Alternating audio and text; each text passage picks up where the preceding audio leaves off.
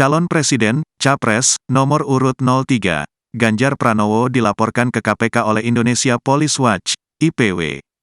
Ganjar diduga menerima gratifikasi senilai 100 miliar rupiah dari Bank Jateng. Selain Ganjar, ex-direktur utama, Dirut, Bank Jateng turut dilaporkan atas dugaan kasus ini. Ganjar pun telah memberikan bantahan atas tuduhan yang dilayangkan IPW. Tak hanya Ganjar, PDIP dan PPP yang tergabung dalam koalisi pendukung paslon nomor urut 03, Ganjar Mahfud turut bersuara.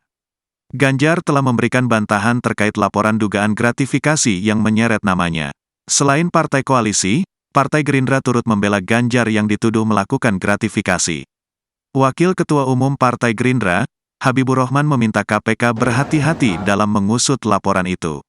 Masyarakat memiliki hak untuk melaporkan. Cuma memang KPK mesti juga berhati-hati dalam merespons semua laporan meski berdasarkan bukti-bukti, saksi-saksi yang lengkap, kata Habibur Rahman saat ditemui di Kompleks Parlemen, Senayan, Jakarta, Rabu, tanggal 6 Maret tahun 2024. Habibur Rahman lantas mengungkap kekhawatiran adanya motif politik di balik laporan IPW. Terlebih, Ganjar merupakan tokoh politik yang ikut berkontestasi dalam Pilpres 2024.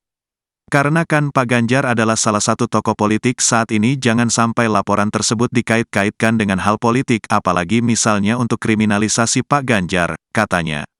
Jadi silakan masyarakat sampaikan laporan, tapi KPK-nya, saya percayakan agar KPK benar-benar memeriksanya secara profesional.